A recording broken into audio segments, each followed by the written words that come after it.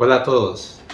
Es conocido y está demostrada la importancia que tiene la planeación docente en todo el proceso formativo de los estudiantes y en el proceso de mejoramiento institucional. ¿Cómo lograr que lo que planeamos, lo que está escrito, se lleve a cabo, se implemente en el aula?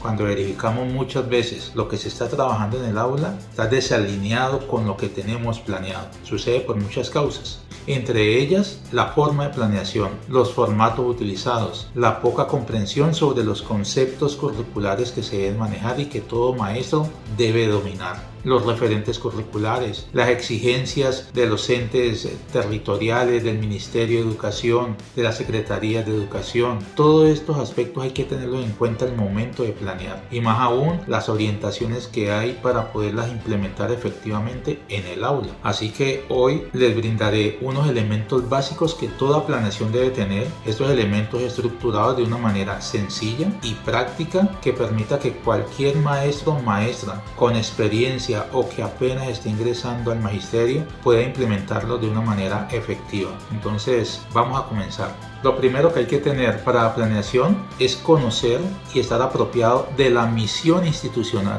¿Qué es lo que hace en este momento? ¿Cómo lo hace? ¿Dónde lo hace? ¿Cuándo lo hace? ¿Cuál es el servicio educativo que brinda? ¿Cuáles niveles? ¿Qué soluciones aporta al contexto, a la comunidad escolar a través de su formación? El establecimiento educativo está ubicado en un determinado sector para darle solución a esa comunidad aledaña, a los estudiantes que llegan a esa institución. Además de la misión, debemos tener en cuenta el perfil de egreso del estudiante. ¿Qué tipo de persona está formando el establecimiento educativo? Esos dos aspectos hay que tenerlos muy en cuenta, la misión por un lado y el perfil de egreso del estudiante. Teniendo eso en mente, apropiado, podemos comenzar el proceso de planeación. El proceso de planeación inicia desde el estudio de los referentes curriculares que nos brinda el Ministerio de Educación. Una vez conocidos y apropiados los referentes curriculares, comenzamos a determinar el nivel de aprendizaje y hasta dónde el estudiante va a alcanzar en cada periodo académico. Hagamos el ejemplo con una institución educativa que tiene 3 periodos académicos. Asumamos entonces que cada periodo académico el estudiante debe demostrar una meta de aprendizaje alcanzada. ¿Por qué cada periodo académico? Porque al finalizar cada periodo académico es cuando citamos a los padres de familia para entregarles un informe oficial de cómo va el estudiante, cómo se va preparando. Entonces, en ese informe que entregamos institucional, oficial, es importante indicarle al padre de familia y al estudiante: has alcanzado hasta el momento esta meta de aprendizaje y vas avanzando poco a poco, vas progresando hacia el alcance final. Como estamos en el ámbito de las competencias, se asume que cada meta de aprendizaje incluye la anterior. Eso significa que el primer periodo lo construimos de acuerdo al procedimiento que siga. Hoy no vamos a hablar sobre el procedimiento como tal, sino solamente a nivel general, la estructura. Entonces, lo primero es determinar metas de aprendizaje por periodo académico. Cada meta es inclusiva, o sea, incluye la anterior. El segundo periodo incluye el primer periodo y el tercer periodo incluye los 2 periodos anteriores. Una vez tenido claras las metas de aprendizaje, cuando vemos el documento con las 3 metas de sexto, de básica secundaria, o las 3 metas de quinto de primaria, nos damos cuenta de lo que el estudiante va a alcanzar en todo el año escolar. ¿Cómo nos damos cuenta? ¿Cómo el maestro se da cuenta que ha alcanzado el estudiante esa meta de aprendizaje al finalizar el periodo académico? A través de lo que llamamos el criterio de evaluación. Cada maestro o cada equipo de área determina los criterios de evaluación necesarios para determinar que el estudiante sí ha alcanzado la meta de aprendizaje. Ese criterio de evaluación se corresponde con las evaluaciones o la evaluación del final del periodo. El criterio de evaluación evalúa la meta de aprendizaje. Ese criterio de evaluación es muy positivo poderlo materializar a través de una rúbrica. Entonces, en nuestra planeación ya escrita está meta de aprendizaje del primer periodo, criterio de evaluación del primer periodo y la rúbrica del primer periodo. Con eso estamos determinando, alineando nuestra meta de aprendizaje con los referentes curriculares y las orientaciones, un criterio de evaluación afín para poder evaluar esa meta de aprendizaje y una rúbrica para aclararle y ser transparente en el proceso y entregarle tanto al padre de familia como socializarle al estudiante de qué es lo que esperamos de él en cuanto a conocimientos, habilidades habilidades y actitudes al finalizar determinado periodo académico. Una vez tenemos claro estos tres aspectos, meta de aprendizaje, criterio de evaluación y rúbrica, procedemos a determinar los indicadores de desempeño. Los deduzco, los establezco, los determino a partir del criterio de evaluación. Una vez conocidos los indicadores, recuerden que no estamos en este video explicando cómo se construye cada uno de ellos, cómo construimos la meta, cómo construimos el criterio, la rúbrica, los indicadores. Solamente les estoy mostrando, les estoy compartiendo la estructura general que todo maestro, maestra y directivo debe dominar y tener apropiado en sí mismo para poder llegar al aula con propiedad. Una vez determinado el indicador de desempeño, estos indicadores de desempeño, ¿a qué nos hacen referencia? A que es un pare en la enseñanza del maestro. Por cada indicador de desempeño nos muestra o nos hace referencia a que hay un momento específico en el proceso de evaluación. Aunque todo el año escolar es un proceso de evaluación y sobre todo de evaluación formativa. Cuando hay un indicador de desempeño y lo voy a implementar es porque hago una detención en el proceso de enseñanza, de conceptualización, de transmisión, de construcción del conocimiento con los estudiantes y quiero verificar en qué nivel se encuentran en el proceso formativo. Para eso voy a verificar y a constatar si el indicador de desempeño comparado con el desempeño de los estudiantes está afín o debo corregir el trabajo, debo corregir la planeación, la didáctica que estoy utilizando, la metodología o el estudiante necesita corregir algo, mejorar algo, informarle al padre de familia. Para eso el indicador de desempeño. Cuántos indicadores de desempeño tenga en mi planeación, cuántas evaluaciones oficiales o evaluaciones institucionales tengo. No estoy hablando de exámenes, de pruebas, de talleres, estoy hablando de evaluaciones. Un momento en el que yo utilizo para poder determinar una valoración del estudiante, para valorar y decir, vas en este nivel, aún falta esto o te falta esto, para poder yo diagnosticar cómo es el proceso formativo y generar a tiempo los debidos procesos de mejoramiento, tanto míos como maestro, como el estudiante y de la familia que lo acompañan en el proceso formativo. Así que una vez determinados esos indicadores de desempeño, que lo lógico debería ser que en cada periodo académico máximo hubieran 3 indicadores de desempeño desde mi concepción. Sin embargo, no hay una norma ni una ley para ello. Hay personas, maestros que pueden tener muchos indicadores de desempeño. La mayoría de los maestros que tienen muchos indicadores de desempeño, 5, 7, 8 indicadores, cuando hemos verificado, hemos hecho seguimiento al proceso de planeación, la mayoría de las veces hemos podido constatar que la planeación no es por competencia ni desde la evaluación, sino que se está planeando desde temas, desde unos ejes temáticos. Y como se dan tantos ejes temáticos, pues hay muchas evaluaciones y a cada evaluación pues le asignan su respectivo indicador de desempeño. Pero no es lo mismo evaluar un tema, un determinado conocimiento directamente, a evaluar un indicador de desempeño, porque el indicador de desempeño me está uniendo, globalizando, generalizando todos esos saberes que he trabajado en determinado momento del periodo para observar al estudiante y determinar su desempeño con relación a una meta de aprendizaje que está directamente relacionada con una competencia. Estos indicadores de desempeño no pueden ser los mismos para todos, o las categorías de los indicadores de desempeño no deberían ser los mismos para todas las áreas. Matemáticas tiene sus propias categorías y sus propias consecuencias. Lenguaje, lengua castellana o español tiene sus propias categorías, sus propias competencias. Ciencias sociales lo mismo, ciencias naturales también, y así cada una de las áreas. Así que esos indicadores deben estar formulados desde la competencia propia de cada una de las áreas. Una vez ya teniendo claro los momentos de evaluación a final del periodo, que es el criterio de evaluación, y durante el periodo, que son los indicadores de desempeño, en ese momento ya puedo ir pensando en los saberes, y los saberes pensados desde los conocimientos, las habilidades y las actitudes que requiere el estudiante. Entonces, yo estoy en el primer periodo académico, ya tengo una meta de aprendizaje, ya tengo un criterio de evaluación que es para el final del periodo. Si estoy apenas comenzando, asumamos que el periodo se acaba por ahí a mitad de abril, comienza desde enero hasta mitad de abril, entonces la meta de aprendizaje y el criterio de evaluación lo voy a implementar, la evaluación, al final del periodo. Pero ¿qué hago durante el periodo? Preparar al estudiante para eso, para que me demuestre eso al final del periodo. ¿Cómo lo preparo? A través de otras evaluaciones más suaves, más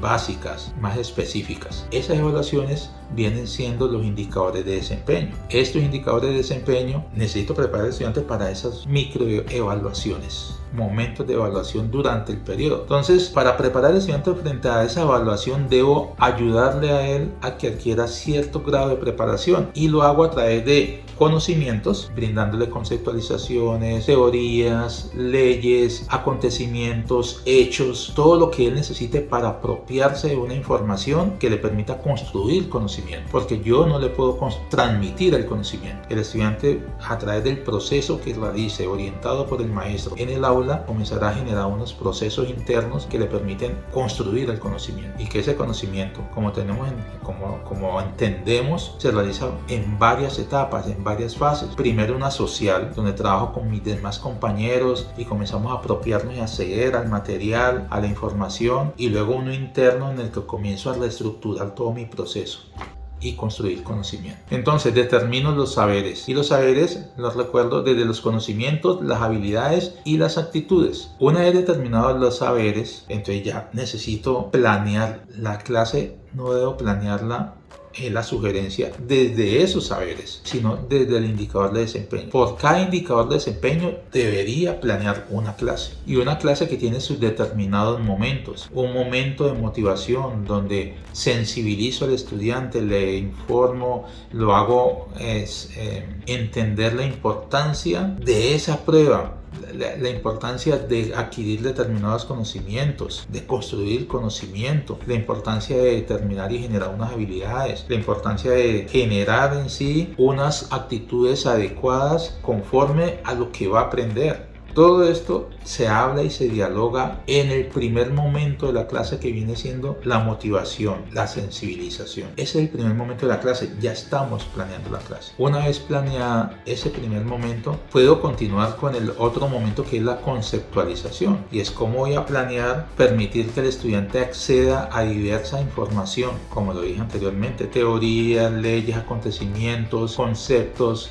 hechos que le permitan adquirir información, acceder a información, y a partir de allí comenzar a desarrollar determinados y construir determinados conocimientos. Yo le voy a brindar ejemplos en este momento de la conceptualización, que viene siendo el segundo momento de la clase. De la conceptualización, el maestro debe estar enriquecido su práctica metodológica con muchos ejemplos. Debe brindar al estudiante ejemplos claros y sencillos que le permitan comprender, apropiarse de esa información que le estamos entregando. Los ejemplos son claves en el momento de la conceptualización. Muchos ejemplos de diferentes maneras. Una vez estamos claros que el estudiante ha asumido, ha integrado parte de esos conocimientos a través de los ejemplos que le hemos dado, pasamos al tercer momento, el momento de la práctica. En este momento de la práctica es cuando el maestro ha ideado la forma de poner al estudiante al desarrollo de las habilidades. La práctica en sí está determinada y enfilada hacia la formación primero, y luego desarrollo de las habilidades necesarias en el estudiante para que él sea capaz de superarme o demostrarme esa evidencia, ese indicador de desempeño que quiero verlo más adelante. El momento de la práctica es indispensable. Es el momento de lo que nosotros llamamos el momento de las tareas. Le asigno tareas al estudiante. Aquí hay,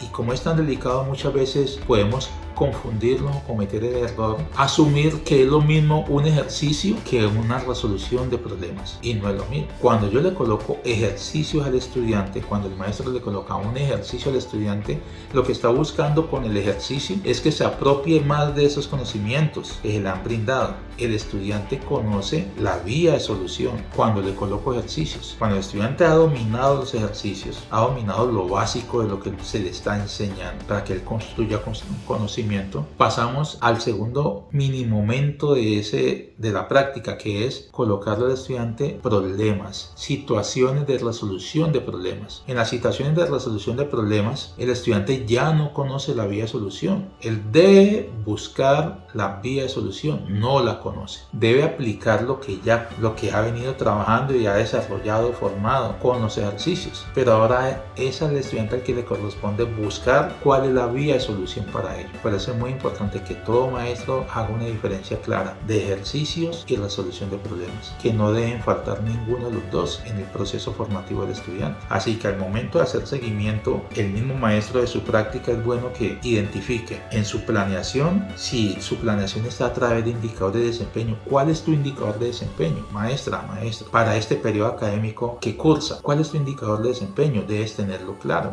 Y ese indicador de desempeño, ¿cuáles son los saberes necesarios que el estudiante debe apropiarse para que sea capaz de cumplir ese indicador de desempeño? ¿Cómo estás planeando la clase? ¿Desde los saberes o desde el indicador de desempeño? Cuando llegas al momento de la práctica, podemos identificar claramente que le estás colocando a los estudiantes ejercicios para que apropien y afiancen los conocimientos, y luego situaciones de resolución de problemas para que profundicen y hagan una transición de lo básico que tienen, una especie de transferencia de conocimiento en otros contextos que ya no conoce, pero que el estudiante debe aplicarlos. Todo esto es el momento de la práctica. Una vez el estudiante ha superado todos estos aspectos de la práctica, el maestro dirá: los estudiantes ya están listos para la evaluación. ¿Qué es la evaluación? El momento donde yo como maestro, yo como maestra, identifico si el estudiante ya está en capacidad o ya me ha superado o le falta algo con relación al indicador de desempeño. Por eso el indicador de desempeño son momentos evaluativos. El momento de la clase evaluativa es cuando yo evalúo el indicador y me permite de manera formativa identificar qué le falta al estudiante. Si yo en la práctica he podido determinar y diferenciar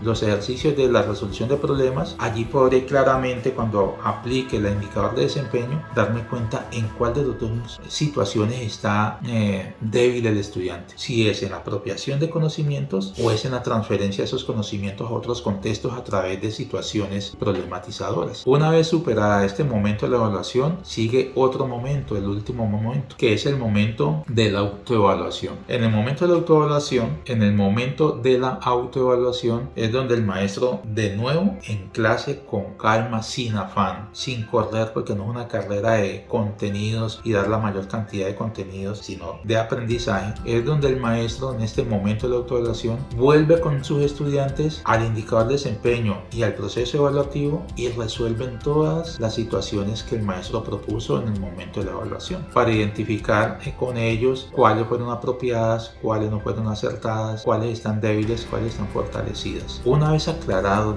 el momento, la prueba con el estudiante, el examen, la exposición, la sustentación, lo que haya hecho el maestro o varias técnicas que haya aplicado el maestro, es muy importante que esté planeado también dentro de los tiempos institucionales, que el estudiante en ese mismo momento pueda manifestar e identificar en qué ha fallado para corregirlo, y no una falla acusadora, punitiva, sino que es para identificar qué debo corregir. ¿Cómo me doy cuenta en qué he fallado? No solamente en lo específico. Aquí es donde entra la importancia de las actitudes. ¿Se acuerdan de los saberes?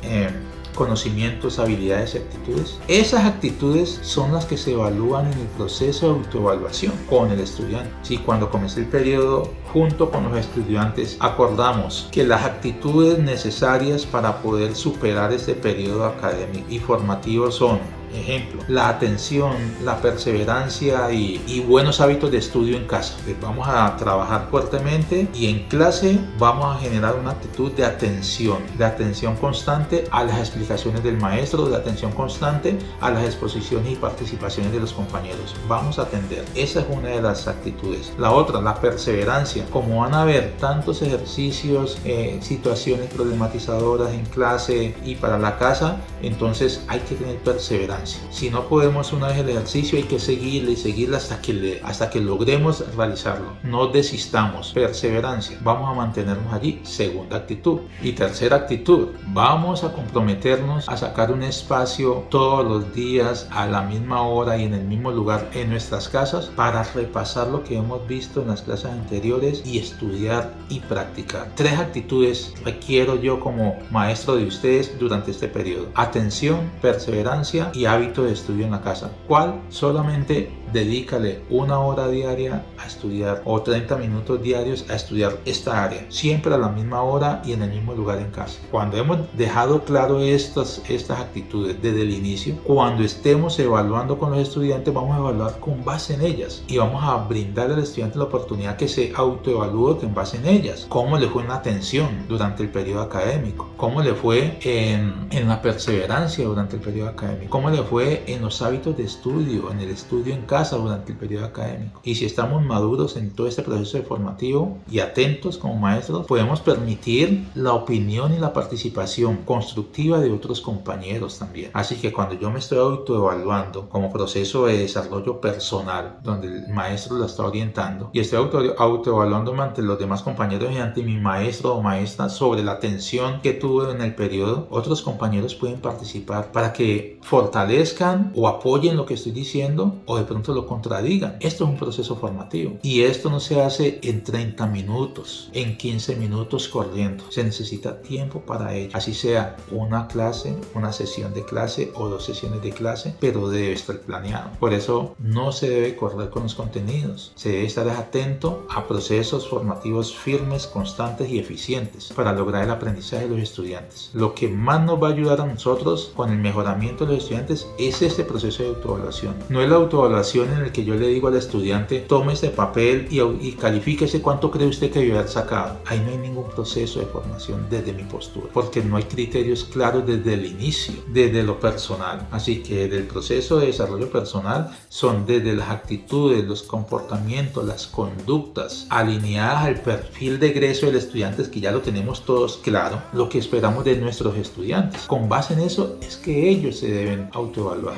No es que ellos se asignen una valoración, cuánto creen ellos que hubieran sacado por su esfuerzo, no. Somos nosotros los que estamos formando y les colocamos los criterios de evaluación a los estudiantes para llevarlos por ese proceso formativo estable. Hasta aquí, a nivel general, están los diferentes elementos que constituyen una planeación del maestro y que todo maestro, maestra, directivo docente debe manejar. Voy a hacer un barrido general. Todo maestro, maestra y directivo docente debe manejar la misión de la institución, tenerla clara, el perfil de egreso del estudiante, hacia dónde estamos formando a nuestros estudiantes. Estos dos aspectos se construyen. Hoy no es el momento de cómo se construye, cómo se identifica un perfil de egreso, solamente los elementos. Una vez tenido claro eso por uno de los aspectos, por uno de los lados, debemos tener conocimiento y dominio de los referentes curriculares establecidos en estándares de competencia, establecidos en lineamientos curriculares, estándares de competencia,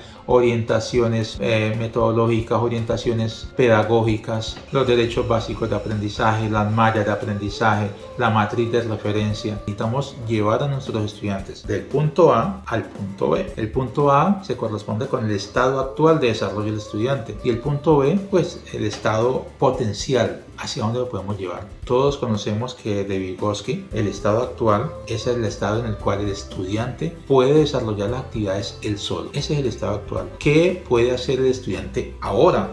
Allí identifico el estado actual de desarrollo del estudiante. ¿Cuál es el estado potencial? Son aquellos momentos, aquellas situaciones donde el estudiante solo no lo puede realizar, pero sí lo puede realizar con ayuda de alguien, bien sea del maestro, del padre de familia o de otro compañero. Ese es el estado potencial del estudiante, o lo que llama el estado de desarrollo próximo. El maestro debe dominar estos aspectos. Así que construimos la meta de aprendizaje a partir de estos referentes curriculares, la misión y el perfil de egreso. Una vez construida la meta de aprendizaje, construimos el criterio de evaluación. Una vez construido el criterio de evaluación, construimos la rúbrica que nos da transparencia, nos da idoneidad también, nos brinda seguridad y confianza ante la comunidad educativa, específicamente padres, madres de familia, acudientes responsables y estudiantes, porque estamos entregando las reglas claras desde el principio del periodo con la rúbrica. Una vez tenido claro esto, construimos indicadores de desempeño. Luego los indicadores de desempeño nos referencian los saberes que se necesitan en función de conocimientos, habilidades y actitudes. Luego comenzamos a planear la clase a través de proyectos, a través de actividades, de secuencias didácticas, de guías de aprendizaje,